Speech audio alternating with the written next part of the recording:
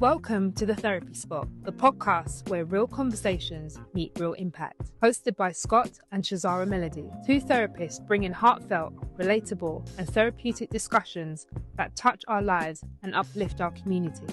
We're proud to be sponsored by an incredible network of organizations that share our mission to empower and inspire. Mr. Sophisticated, a business entrepreneur. Raymond from Fifth Avenue, the host of The Breakfast Blues Show. Carson Gracie Warriors, a renowned MMA school in Brent. And VIP, Violence Intervention Project, transforming lives and building safer communities in Hammersmith. Together with our sponsors, we're creating a space where every conversation sparks change, every voice is heard, and every episode inspires growth. Lock in as we feel, heal, and grow together. The Therapy Spot, healing our community one episode at a time. Hello and welcome to the Therapy Spot 2025. We are back and I am really proud to be able to facilitate this conversation again. And just to give you some concept around the Therapy Spot, it was an idea that I had during the lockdown process. And during the lockdown, I was doing some therapeutic readings in my back garden. I'd go out in my garden every morning and I'd read. And I had lots of people like really in tune and they was really kind of inspired by that. And then I had an idea, how about I do something that's therapeutically kind of themed, and hence the idea for the Therapy Spot. So last year we conceived the image and the podcast and we went out and I had 2 episodes. The first episode we had some survivors of relationships that talked about narcissistic abuse.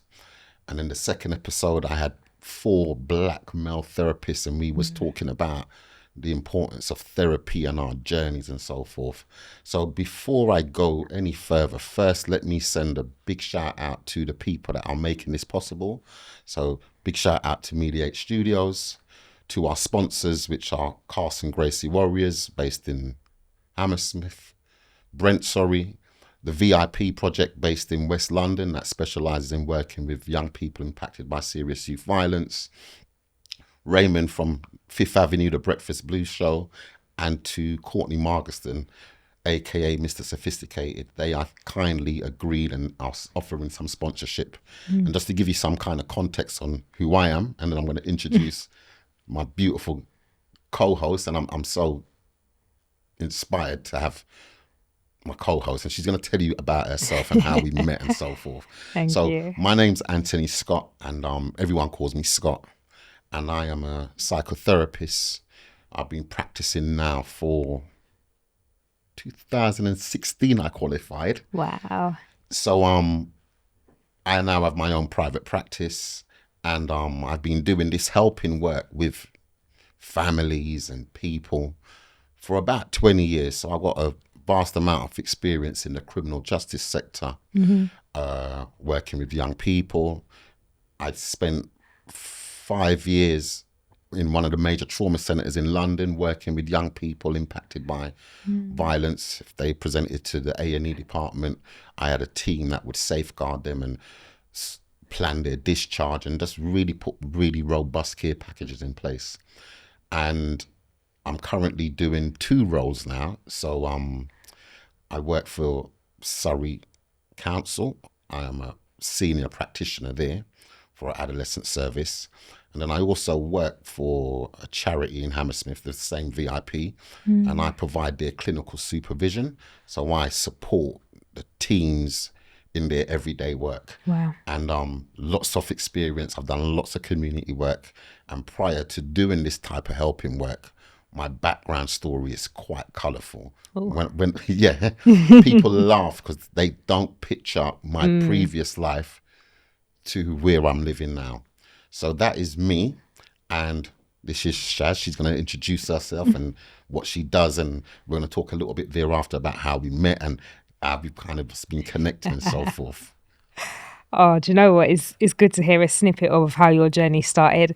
I think I qualified as a therapist in 2015, if I remember correctly. And what a journey.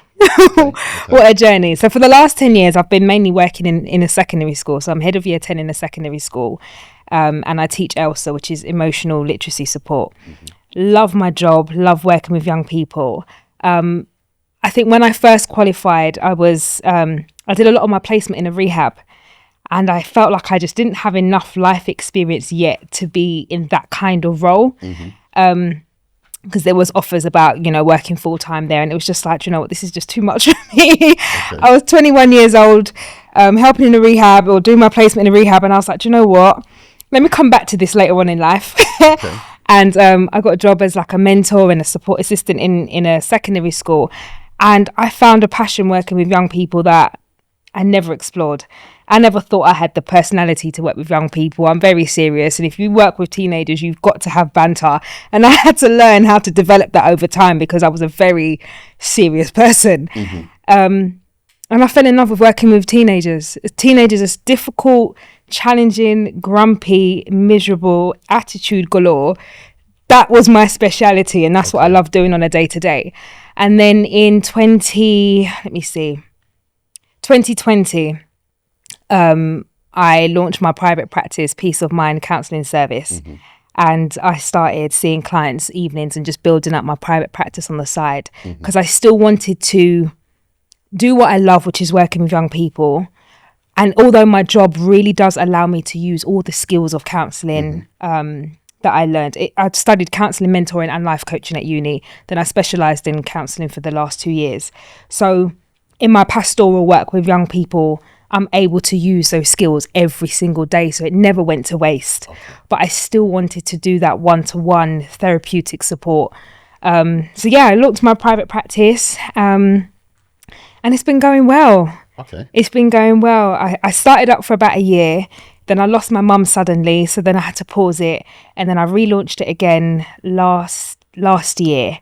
And don't get me wrong, balancing working full time and working in the evenings as well. Because I'm running out the door at 4:00 and my first client's 5:30, 6:30, 7:30. So it's long days, but it is rewarding. And I'm really blessed to be able to have the capacity in my life at the moment to have both passions and work with both passions. So, that's a bit about me. Okay. Your story sounds really interesting in terms of what you've achieved and where you've been.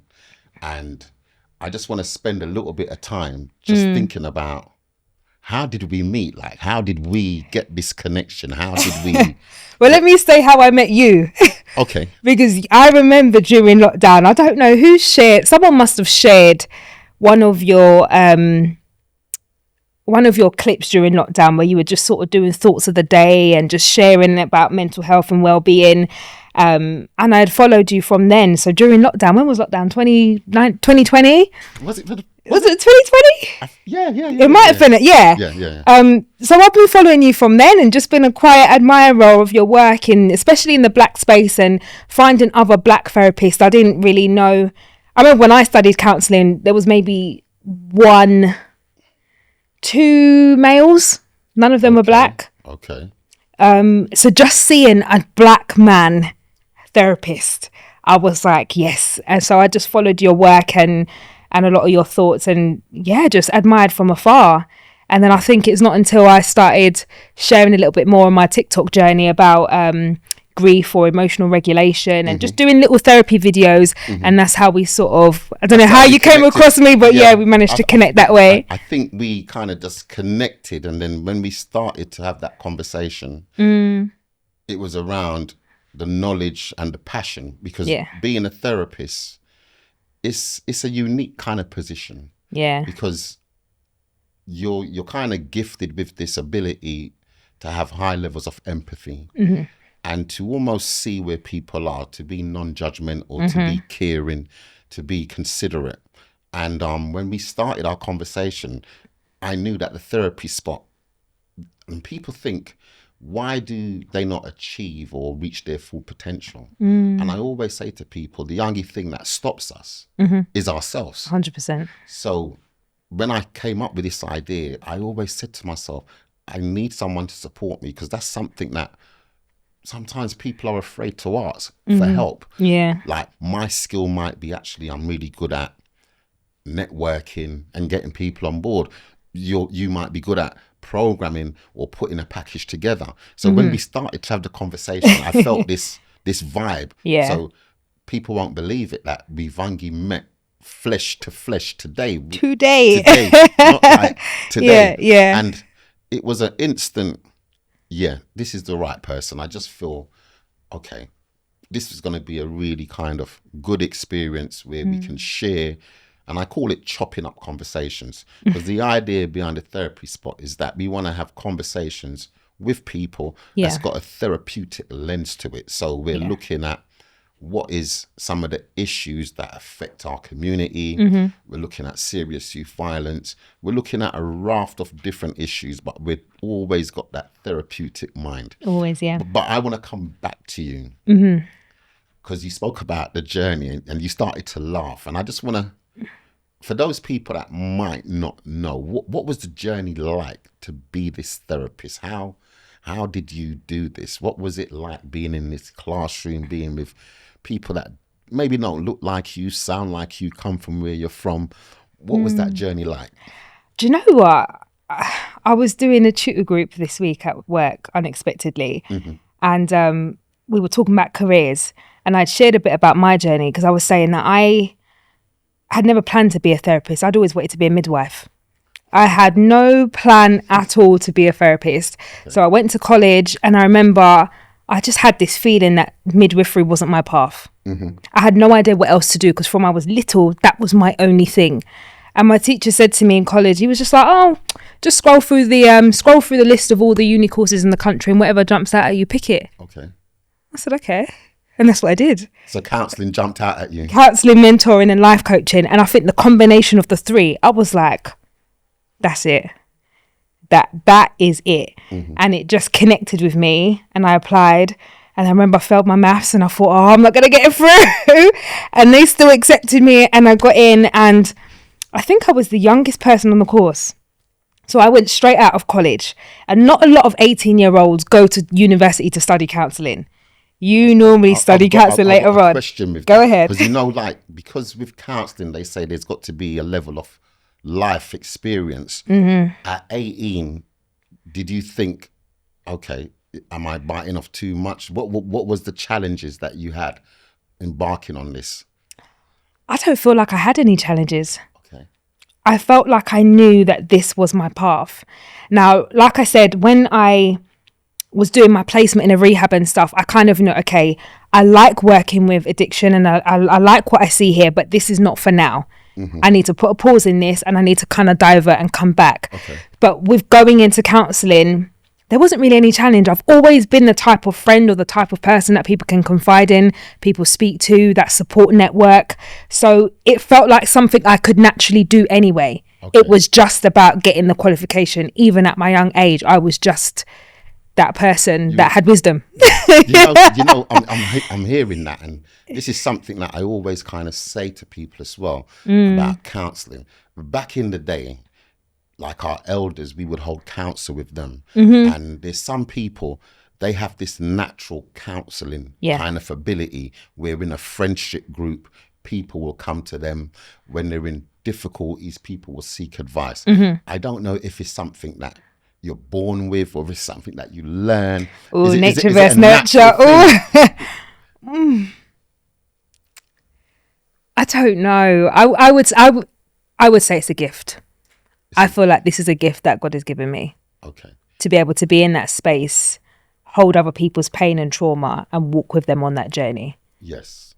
And I think you've highlighted something that is really important in terms of how we hold people. And in our kind of profession, it's not about judgment, it's not about critique, it's about working in a person-centered kind of way, where you're giving that person unconditional positive regard. You're giving them a space to really understand themselves. And that's the beauty of being a therapist. You then understand yourself, because you can't help people until you understand yourself.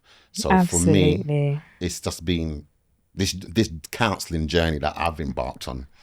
It's been interesting, because like yourself, I didn't go into counselling because that was something that I specifically, consciously thought about. Okay. So I was working at a youth offending team, and I might have shared this before on a previous podcast.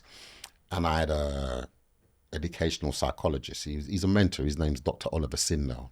And totally different to me. Like, you look at Dr. Oliver, he's from Surrey. We're just different. But what would happen is there'd be a lot of young people that was referred to him that wouldn't engage, or referred to the yacht team. Yeah. But I would engage these young people, and they would tell me all of their pain. Wow. They would tell me all of their trauma. They would tell me their history. They would tell me basically their life. They found a safe space in you then, isn't it? Yes. And part of my journey was I didn't know what to do with that. Okay. So I've gone to Oliver and I said, this is happening. Well, what's happening in this space? He said, there's an element of trust in there. Now, I never know there was a thing called the therapeutic alliance or the therapeutic relationship. Yeah. But throughout the course of my work with young people, I was really good at building that therapeutic alliance, which I know now what it is. Yeah. And he said, why don't you try counselling? So throughout our journeys, and sometimes there's people that's so influential in your journey, but it's only later on you realise the impact that they had. So my manager at the yacht, her name was Diana Manis, and she was really supportive, and like something that I want to really emphasise around the therapy spot. It's around getting people to understand who they are, getting them to understand their trauma, their pain, how it impacts their life, how it can shape your decision-making process.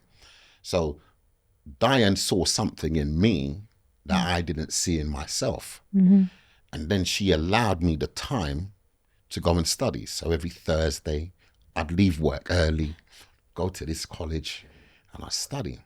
And I remember getting my, when I qualified, and like Diane was really, really happy. And she saw something in me that I didn't see. And now I realize what it was, is that ability to just be present, to be compassionate, to be there. And once I qualified, I didn't do what you did. I didn't go straight into private practice. I just wanted to be able to help people better. And I think it was about 3-4 years ago that I set up my private practice. So the website set up, and I'm seeing clients, and we're going to talk a little bit about the work that we do and how we support people and what our plan is for the year coming forward, because we've had some conversations where we've been thinking there's so much things that we can talk about and explore that affect us as a community, affect us as individuals, and around the importance of seeking help. That's right. Because I say to people, if you got a headache, you'll go to the doctor and say, if you got a broken arm, and it's the same with our mental well-being, our trauma, our journeys. And part of our kind of conversation now, I want to bring stuff into this space that's common language for us. But for people listening, it might not be. So when we talk about the wounded child, when we talk about grief, when we talk about the process of grief, when we talk about reaching your full potential, when we talk about how trauma can stop you from living your best life, when we talk about separation, when we talk about community violence, when we talk about personal growth, when we talk about parenting, looking at all of those different things from a therapeutic lens around how do we have conversations that are going to be helpful. So we've got some guests that we're lining up. You're smiling because we're doing some work in the background. We're going to be contacting people, and we've got some ideas for some of the shows. But I suppose today we just wanted to talk a little bit about our inspiration, some of the practice that we do, some of the commonalities that we've identified. So tell me a little bit about your client work. What's your kind of client kind of range? Do you know what? I remember saying to you, I did a TikTok video the other day, and I was saying I I'm trying to reach my community. Mm-hmm. So I've got an accessible, affordable service at the moment. It won't stay like that way forever. What's affordable? So my online range is minimum £35. Mm-hmm. That's affordable. Okay. Face-to-face is 45. Okay. I'm going to pause you there because Yeah. something that we have a passion about Yeah, is making therapy accessible. that's exactly it. So I do exactly what you do. So sometimes I will have that consultation. So we're going to talk about that whole process of, So I'm going to give... That's all right. That's all right. Yeah. That is it. Sometimes, yes, money has to be made, bills have to be paid. And sometimes I'm like, you know what? You just need support right now. So let's figure out a package or figure out something just to get you get you the support. And what I was talking about in that video was there's a lot of traumatized ex-roadmen, young people, or even people in their mid to late 20s, 30s that have witnessed their friends passing, witnessed murders, been involved in different things, come out of prison, and they're traumatized. They can't sleep, they're smoking their life away, they're self-medicating through different things, and they don't realize that there is so much trauma that they have witnessed that they would never think, I need to go to therapy and work through this. Mm-hmm. They're creating broken homes, broken relationships. Children are being raised in these environments or with these parental figures, and it's just creating a cycle. Okay. So my thing is trying to reach those areas in the community, the toxic aunties, the uncles, the people that are mashing up families here, there and everywhere. Yeah. It's getting those people. I think especially in my line of work with young people as well, there are a lot of parents who have their own issues that are being passed down. Mm-hmm. So it's working with the children, working with the parents, sometimes being able to be that mediator and helping rebuild those relationships. I've just dipped my toes into couples therapy as well. Okay. And I love it. Do you know what? I had a lady that was coming to therapy and she asked to bring her husband to a session once. And I was like, I'm not qualified in couples therapy, but if you feel comfortable enough, I don't mind, bring him along, we'll chit chat. And something clicked and I was like, I better start studying that. So I enrolled on a course and I'm still studying at the moment in doing more going into attachment styles and how attachment shapes our relationships and things like that. And also, like I said, with losing my mum, that opened up another layer of grief work and wanting to work with people, because I have shared a lot, especially on my TikTok, that when I lost my mum, there are so many organizations, so many charities, so many people doing amazing things for those that have lost people. But in that time, I didn't see anyone that looked like me. Okay. I didn't see anyone that I could identify with that looked like me talking about their grief.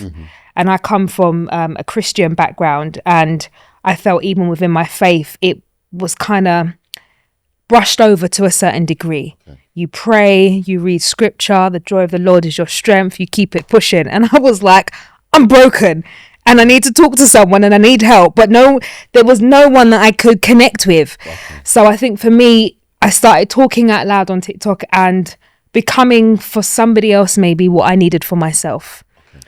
And just providing that space. So I'm doing a lot of sort of studying and just putting things together to be able to do like grief support as well. So so it may not be grief counselling, but if you just want a space to talk about your person that has passed and keep their name alive, I want to provide that therapeutic space as well, just to kind of because it's hard. Grief is a tough one. Grief is a heavy one.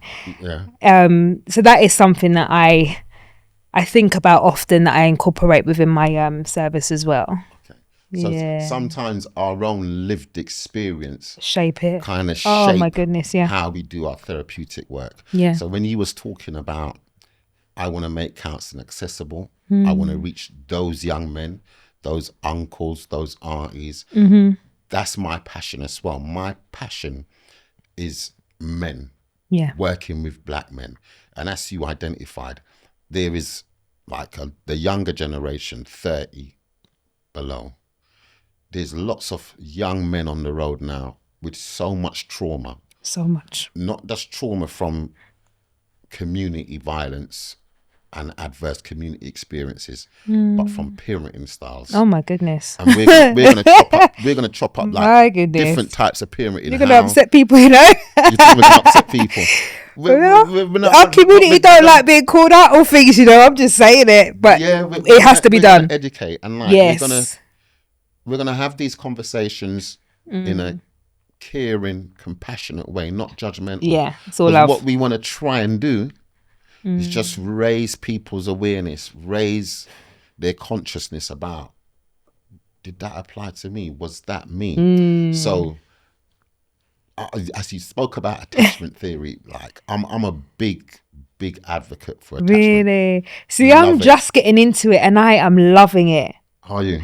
Because it makes sense. So even in my own personal journey, I was a dismissive avoidant. And I spoke about this the other day and I'm like, I can see why certain things didn't work out and why I showed up in certain ways, and having to move from that dismissive avoidant, I'm not doing conflict, you can argue with yourself mentality to being secure and being able to sit in high conflict situations and not run and talk and communicate and all those things that you have to learn even through childhood, teenagehood or whatever. There's different ways you learn to navigate things, and I am loving attachment theory because it makes sense. Once you know what you're doing and why you're doing it, then hopefully you make the changes.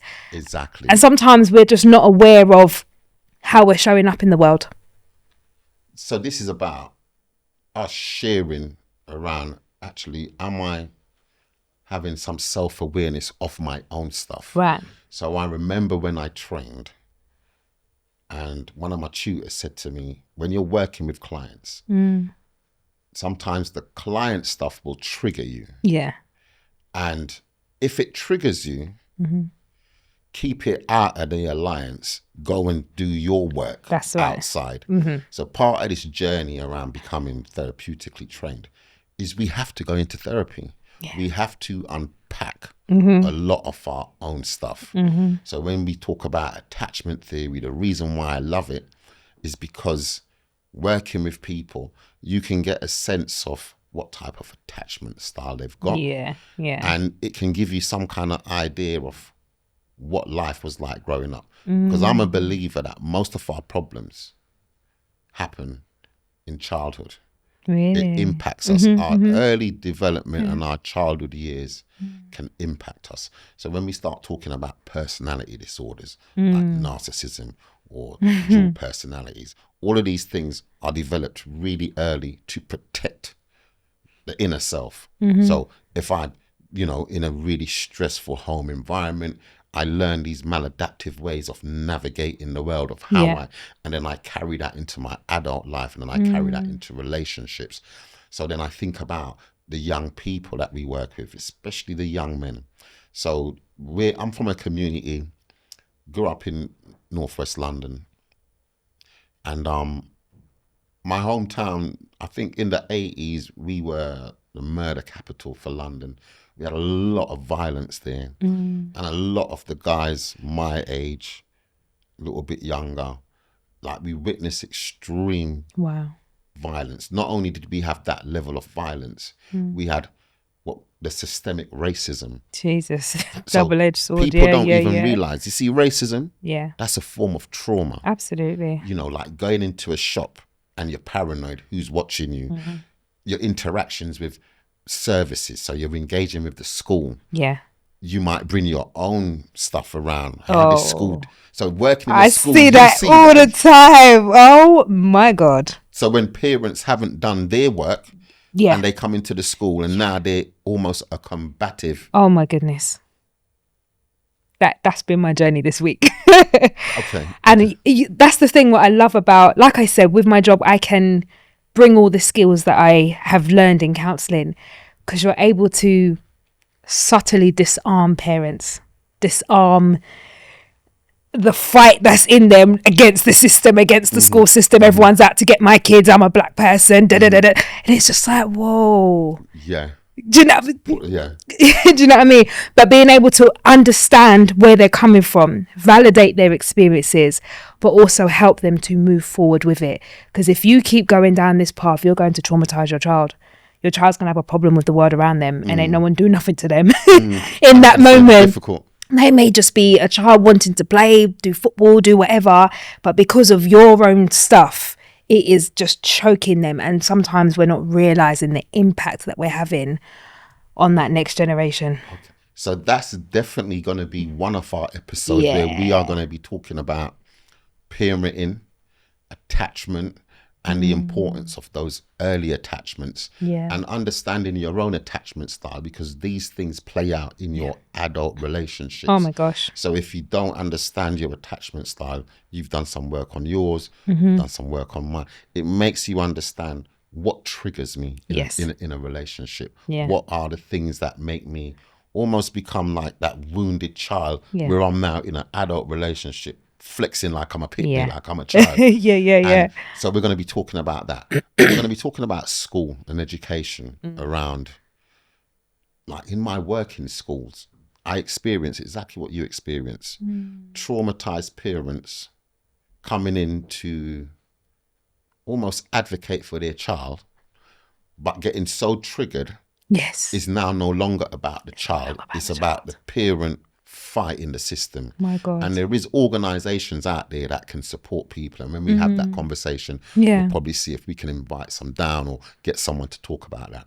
One of the other things that you mentioned was around generational trauma and really understanding what that is, how that impacts you. And again, we're going to be chopping that up to talk about, just because I learnt something, does it mean that it's right? So my heritage, I'm Jamaican, my family's from Jamaica, a little place, never eat shredded wheat, on the west coast, St. Thomas. And there was so much richness that I learnt from my grandparents and my parents and my aunties in terms of cooking, old time sayings.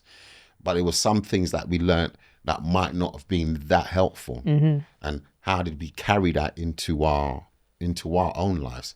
So we're going to be thinking about how actually generational things that we've learnt, are they the right things? Does it mean that I must keep repeating cycles? And I think we're going to also spend a little bit of time on that issue around serious youth violence. It's a passion of mine where I share with people working in a hospital. So St. George's Hospital, 4 major trauma centres. I was in there for 5 years. I'm working in a major trauma centre. I'm not medically trained, but I saw some things and witnessed just real high levels of trauma, of damage, of not just the individual, but the victims. And when I say the victims, I'm talking about the parents, the uncles, the aunties. So part of my work that I've been doing in my private practice, I've been supporting the families of people that have lost loved ones. And it's such a difficult thing. So you're talking about grief. You're talking around fear. You're talking around a sense of loss, a sense of what can I do? So most people think about serious youth violence in terms of the young people that get killed. But there is a raft of young people that have life-changing injuries. And they're coming back out into the community with that trauma, the parents, and you talked about self-medication. So like, it's weird. You said you used to do the drugs work.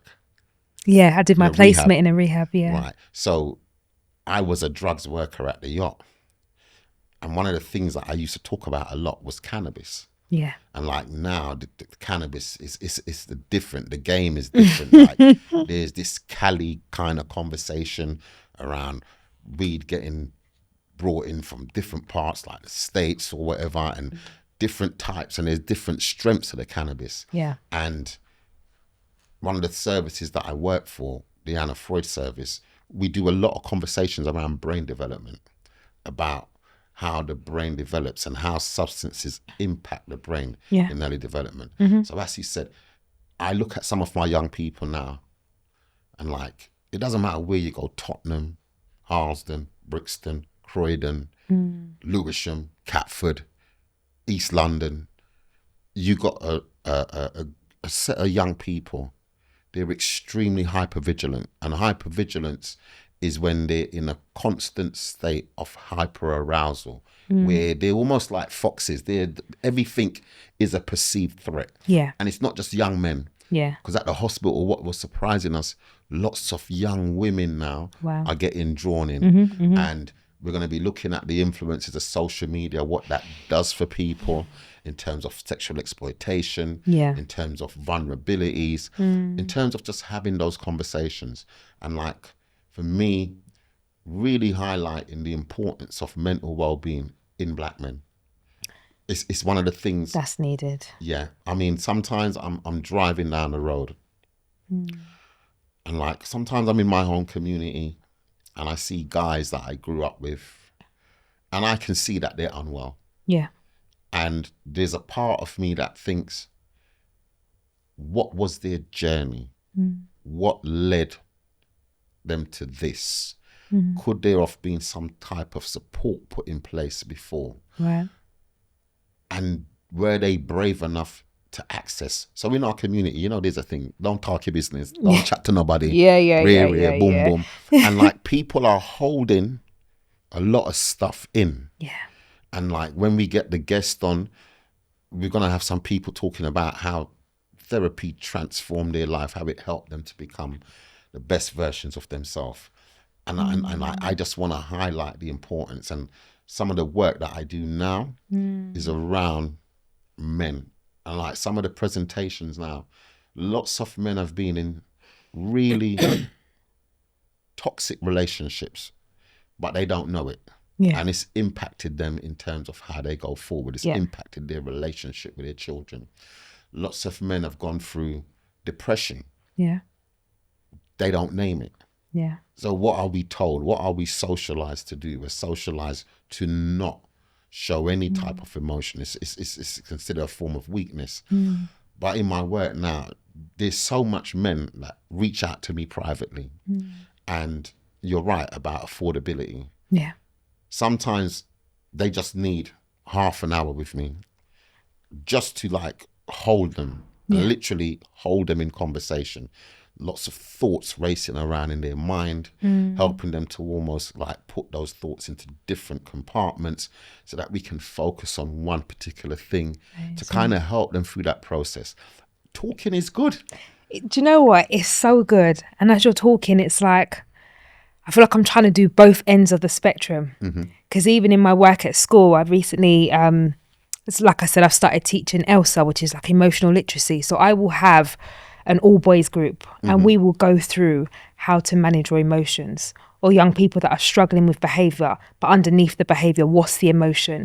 Helping them to identify, what are you feeling? When you're feeling this, what do you do? What does it look like? What are your responses? What's your reaction? What do you need when you're feeling this?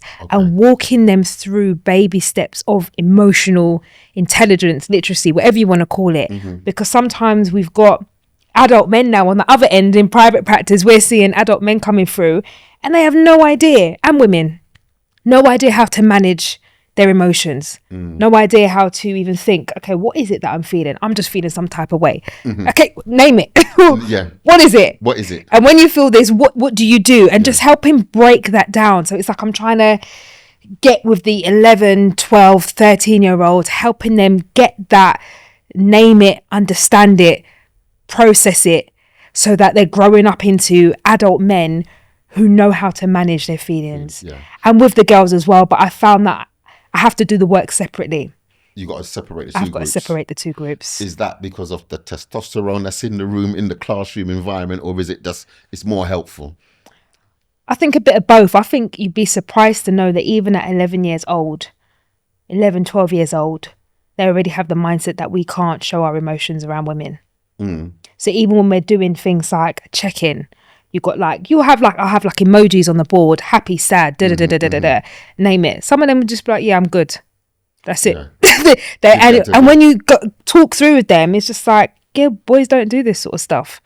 And I find they won't do it in front of the girls. But if I have them by themselves, if like a group of maybe 6 to 8, eventually they'll get more comfortable talking with each other because you normalize it. Right. You normalize the conversation. Every week we're talking about feelings, we're talking about emotions, we're talking about how we respond to it, and it's normal. But I have to get them comfortable in themselves to do it first before, because they won't do it in front of the girls. Right. So now I'm just taking a takeaway from you. Yeah.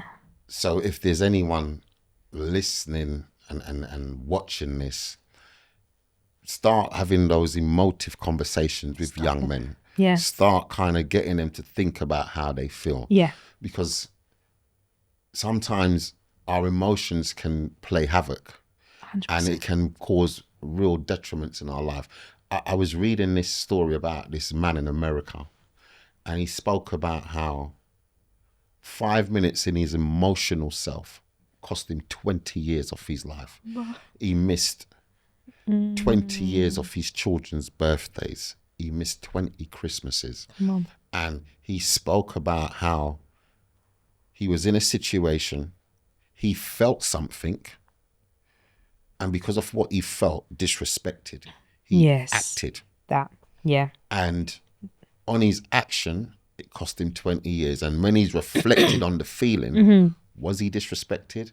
No, it was just something else. So something that I think is really important that you said is about identifying your emotional state. Yeah. And we talk about our training. We talk about what we did. So when I was training, part of my placement, I worked in a male domestic violence project where it was the perpetrators of domestic violence, and they would come to the service normally on the behest of social care because they wanted to have contact with their parents. And I can honestly say, hand on heart, and one of my colleagues that did the last episode, well, two of them, Dwayne and Ryan, that's how we met. We met at this Everyman project that was the service. And the majority of the men that I worked with, so I think I did about 150 hours there. Wow. The majority of men all had childhood trauma. But one of the things that they all and this was a range of different men. I remember I had this older Asian man, a Muslim man, had a walking stick. And at first I thought, how am me and him going to connect? Because he must have looking at me, thinks I'm a young boy. I'm looking at him. Yeah. And on the surface, there was nothing that we had in commonality. But when we started to work together and we started to peel apart the layers, very similar in terms of the relationship with our dad. So my dad, the relationship was broken from early. His dad was an abusive dad that literally just displayed anger to him. So as he became older, when he felt a certain feeling, the only thing that he knew was anger. Right. So in his adult relationships, Right. when his partner was talking to him, his wife, and she would say something challenging, he didn't have the emotional language to respond. Right. So how he felt, he then acted. So one of the things that I used to do at that project, we used to use 100 emotive words, and I use it with my clients now. And there's things that we can share with people around, you know, when you've gone through a lot of trauma, journaling people is really powerful. Oh my goodness. Journaling and spending time by yourself is really powerful. So we're going to spend a little bit of time talking about that journaling process, what it feels like. So in our profession, there's lots of tips and things that we're going to be sharing with you guys across the next 12 episodes. And we're really I'm excited to be because you've got a different set of experience to me, and your school experience is just vast. And there's so much that I want to learn. But when we have our guest and we're kind of chopping it up together, I think there's going to be a richness in the conversation. So today, it was just for us to kind of tell these people the therapy spot is here. This is what's going to happen. It's going to happen. We're going to be having really engaging conversations, thoughtful conversations. It's going to always have that therapeutic lens. It's not going to be judgmental. It's not going to be critical.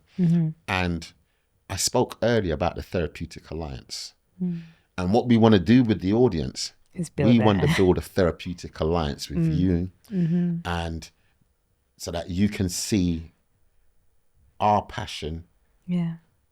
our training, our knowledge, and just kind of share that thinking. And the main thing that I want to try and evoke is for people to go away and reflect. That is it. That is it. Because that's what therapy does. The therapy spot is giving people a chance to reflect. How did that conversation make me feel? What did that conversation make me think? What did I learn? And I believe that every conversation that we have, an interaction with people, there's something that we can take away. There's some learning, there's some knowledge, there's some wisdom. And that's what I want to chop up with you around the learning, the knowledge and the wisdom. So I'm really excited about where we are and how we've kind of put this therapy spot together.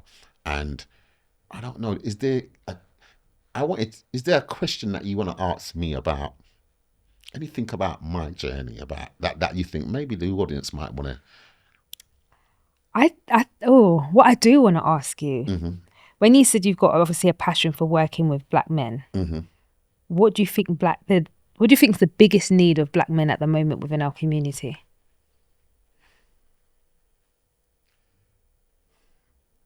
Peace and healing. Ooh. When I say peace,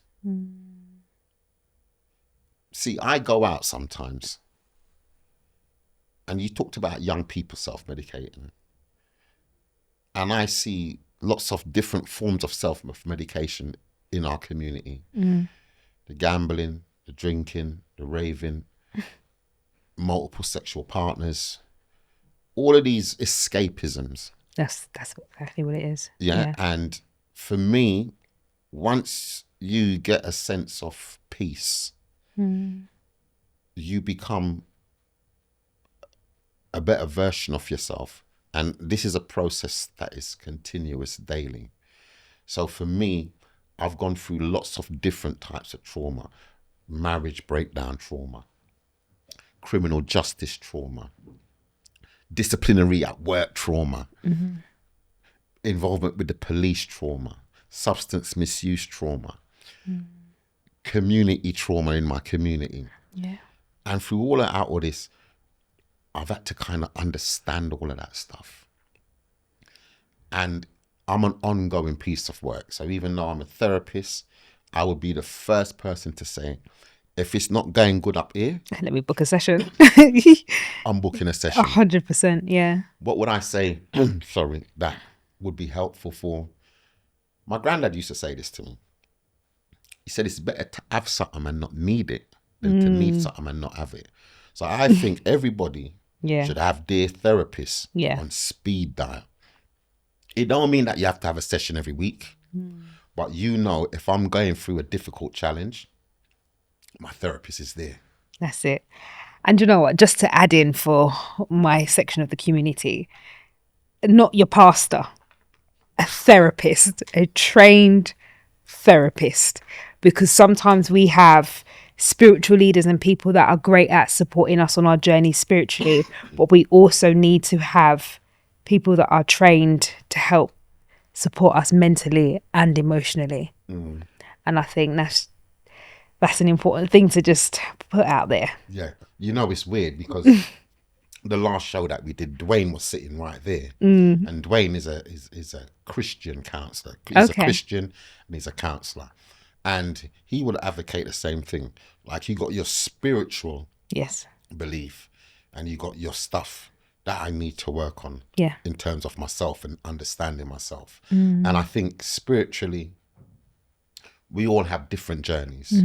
So part of my spiritual growth now is that I've started to become more interested in how my relationship with the Father, how important that is to me in terms of the guidance, in terms of when I'm in difficulties. Sometimes just holding my prayer and just almost stopping myself, and pausing myself and having that conversation with him. And it's really kind of helped me develop and be a more, would I say forgiving? I would say forgiving. It's given me a sense of forgiveness. It's given me a sense of purpose. And I believe now, so my pastor is weird. It's a guy that I grew up with. used to be an MC on a sound. So the sound that I used to follow was called Volcano. So in Stonebridge, you had two sounds. You had Savannah. Well, you had Black Roots, you had Savannah, you had Volcano. So this guy's name's Ute General. That's his stage name. But now he's Pastor Andrew. And he gives me a lot of food. And his journey has been colourful. And I have faith in him because he knows the darkness that I used to do. Yeah. And he said, Scott, everyone's got a purpose. Yeah. Everyone's got a gift. And when you identify your gift, is how does your gift now enrich humanity? And part of this therapy spot is around service. It's not for glory, it's not for fame.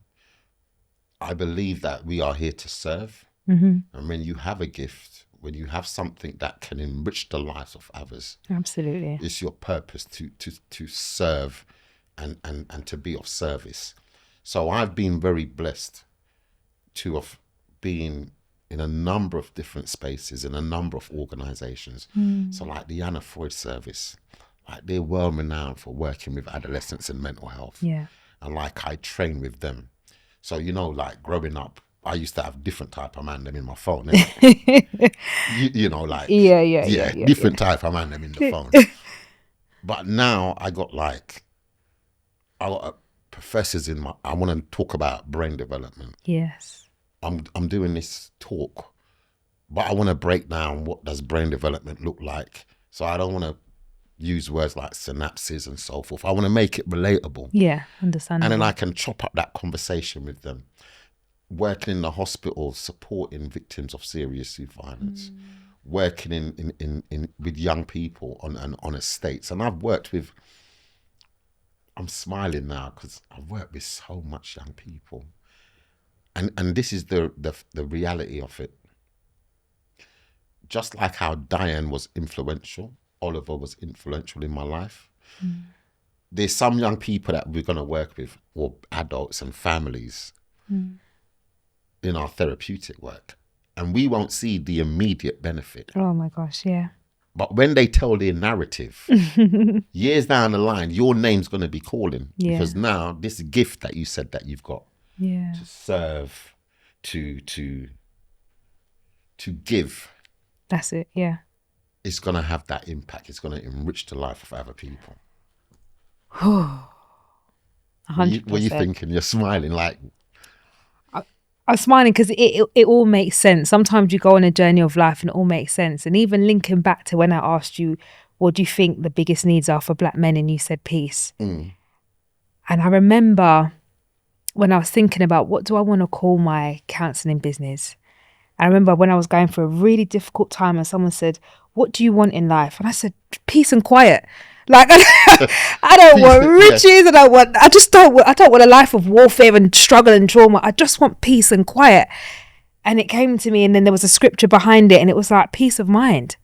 That's what people are looking for. They just want peace in their mind, peace in their heart. And it's like, okay, that's what I'm called to help people get. I'm called to help them find a place where they can have peace. I'm smiling now.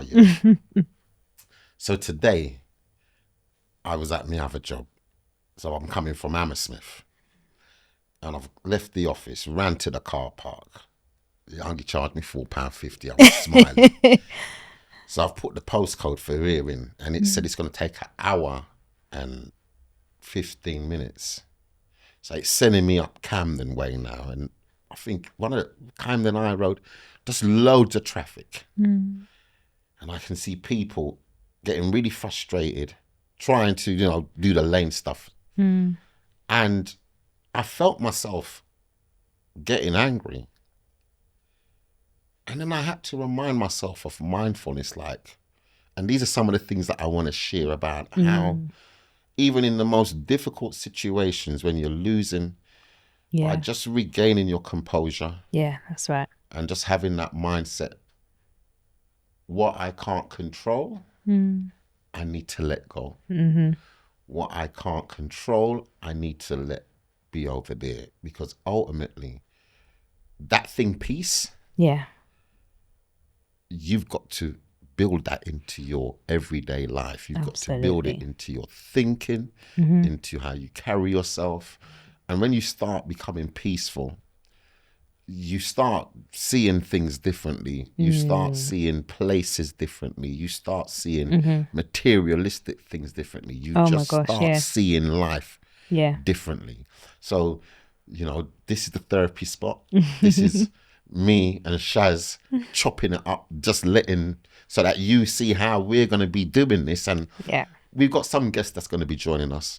And we've got the website, not the website, the YouTube Subscribe. channel. Yeah. Yeah, Subscribe to our YouTube channel. It Yeah. is the therapy spot _SC. Stands for Scott and Chaz.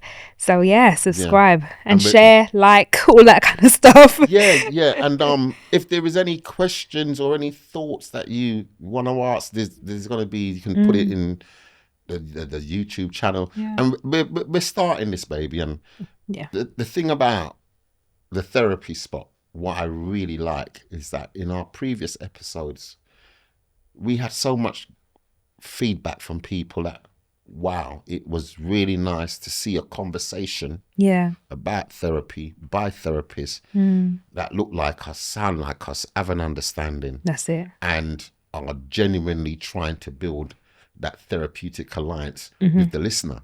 So I just wanted to say it's been a pleasure, like, just chopping it up with you today and thinking about some of the guests that we're going to be bringing. So we got guests around serious youth violence. Yes. We got sponsors coming down at one of the stages.